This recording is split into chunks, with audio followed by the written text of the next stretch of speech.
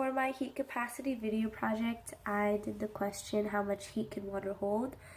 I filled 2 jars with water. One was half full and one was completely full, and then another jar which was completely empty. And I microwaved them for 2 minutes.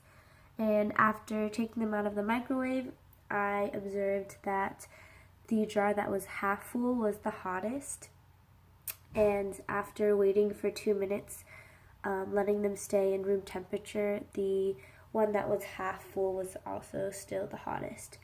So some of the factors that could have affected the temperatures of the jars would be the location on where I put the jars in the microwave.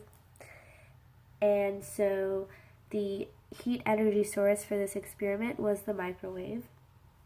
And the substance that absorbed the heat energy the fastest was the jar that was completely full, because the water took away the heat fast enough so that the glass from the jar wouldn't feel hot when I touched it. And it transferred the heat transferred from the microwave to the object through radiation. And the substance that held on to the heat the longest was the jar that was full, because even though it wasn't the hottest, it still maintained its warmth after 2 minutes. And the substance that absorbed the heat the fastest, which was the full jar, was the same as the substance that held on to the heat the longest.